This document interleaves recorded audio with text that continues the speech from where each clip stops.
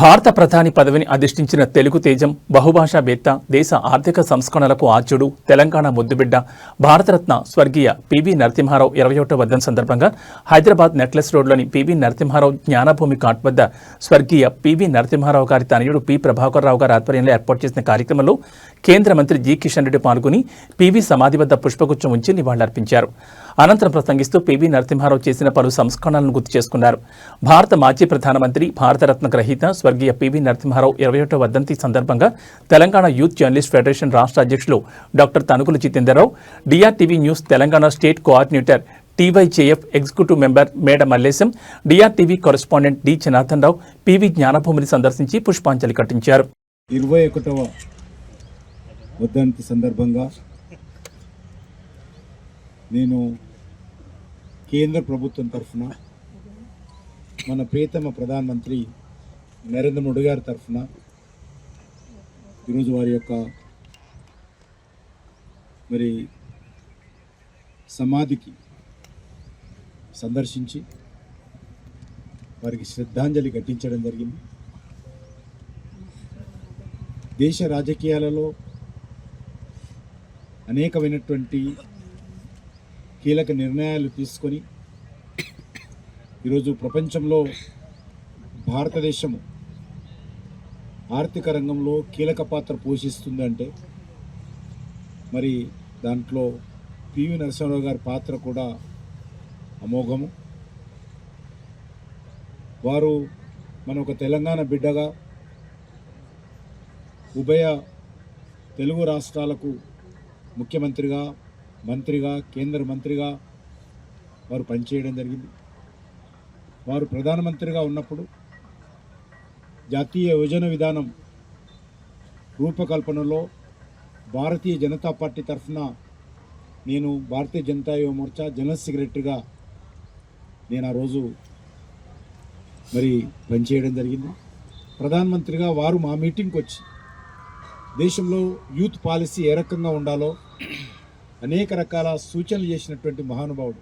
అది చిన్న కమిటీ అయినప్పటికీ కూడా వారు యువకులు, దేశ పునర్నిర్మాణము, యువకుల పాత్ర అనేటువంటి అంశాల మీద వారు మా చిన్న మీటింగ్కి వచ్చి ప్రధానమంత్రిగా ఉన్నప్పుడు మీరు మంచి యూత్ పాలసీ డ్రాఫ్ట్ తయారు చేయండి ఆ కమిటీకి అందులో అన్ని రాజకీయ పార్టీల సభ్యులుగా ఉన్నప్పుడు నేను బీజేపీ నుంచి ఉన్నాను. ఆ రకంగా పివి నరసింహారావు గారు వారు మనకందరికీ తెలుసు, దేశ ఆర్థిక వ్యవస్థను, గాడి తప్పిన ఆర్థిక వ్యవస్థను ఆ రోజు ఏ రకంగా ముందుకు తీసుకెళ్లడంలో ఒక దృఢమైనటువంటి నిర్ణయాలు తీసుకున్నారు. అన్నిటికంటే ముఖ్యము ఆ రోజు వారు ప్రధానమంత్రిగా ఉన్నప్పుడు తెలుసు, ఐక్యరాజ్య సమితిలో వివిధ దేశాల సమావేశాలుంటే భారతదేశం తరఫున నాటి ప్రతిపక్ష నాయకుడైనటువంటి అటల్ బిహారీ వాజ్పేయి గారిని మన భారతదేశం తరఫున పంపించినటువంటి వ్యక్తి. ఎందుకంటే వాజ్పేయి గారు అంటే అచంచలమైనటువంటి విశ్వాసం, నమ్మకం. వారు ఒక భారతీయ జనతా పార్టీ నాయకుడిగా కాకుండా, ఒక ప్రతిపక్ష నాయకుడిగా కాకుండా భారత ప్రతినిధిగా 180 కోట్ల మంది ప్రతినిధిగా వాజ్పేయి గారిని పంపించిన విషయము నిజంగా ఆ నిర్ణయం మనకందరికీ ఆదర్శం. అంతేకాదు చాలా దురదృష్టకరం ఏంటంటే అయోధ్యలో ఈరోజు రామ మందిర నిర్మాణం జరిగిందంటే దానికి పివి నరసింహారావు గారు కూడా ప్రముఖులు. ఎందుకంటే వారు ఉన్నప్పుడే చాలామంది అనేక రకాలుగా ఉద్యమాన్ని అణిచివేయాలి, ఉద్యమాన్ని ఎక్కడెక్కడ అడ్డుకోవాలని చెప్పి చాలా పెద్ద ఎత్తున వారి మీద ఒత్తిడి తెచ్చినప్పటికీ కూడా వారు ఒక ప్రధానమంత్రిగా చట్టం ప్రకారము పనిచేశారు తప్ప ఏ రోజు కూడా రామజన్మభూమి విషయంలో వ్యతిరేకంగా లేరు.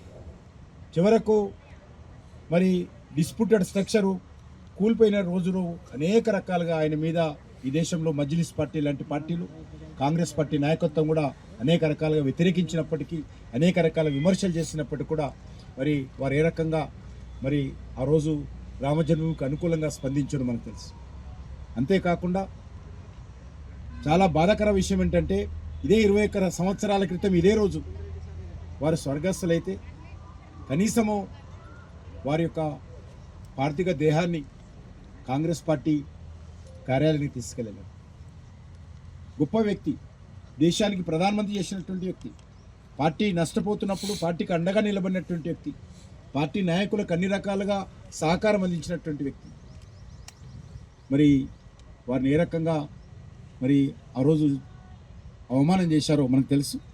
అందుకే నేను ఈ సందర్భంగా కోరేది ఒకటి, ఆయన రాజకీయాలకు అతీతంగా అన్ని వర్గాల ప్రజలు గౌరవించేటువంటి అద్భుతమైనటువంటి వ్యక్తిత్వం కలిగినటువంటి నాయకుడు, ఒక మంచి పరిపాలన దక్షుడు, మేధావి, మరి అనేక రకాలుగా నవలలు, అనేక రకాలుగా సాహిత్యం గురించి తెలిసినటువంటి వ్యక్తి, రచించినటువంటి వ్యక్తి, అనేక భాషల్లో మరి అనర్గళంగా మాట్లాడే శక్తి ఉన్నటువంటి వ్యక్తి. అలాంటి మహానుభావుడికి మన తెలంగాణ బిడ్డ కావడము మనకందరికీ, మరి ఈ గడ్డ మీద అనేక మంది వారి స్ఫూర్తితో పనిచేసినటువంటి విషయం మనకు తెలుసు. వారికి నేను మరొకసారి నా తరఫున కూడా హృదయపూర్వకమైనటువంటి శ్రద్ధాంజలి వారికి సమర్పిస్తున్నాను. తప్పకుండా వారి స్ఫూర్తితో రాజకీయాలకు అతీతంగా ప్రతి రాజకీయ నాయకుడు కూడా పనిచేయాల్సిన అవసరం ఉంది. వారిని ఆదర్శంగా తీసుకొని పనిచేయాల్సినటువంటి అవసరం ఉంది. మనం చూస్తున్నాం ఈరోజు తెలంగాణ రాజకీయాలు ఏ రకంగా ఉన్నాయి. రాజకీయాలంటే మరి దిగజారి మాట్లాడుతున్నటువంటి పరిస్థితి ఉన్నది.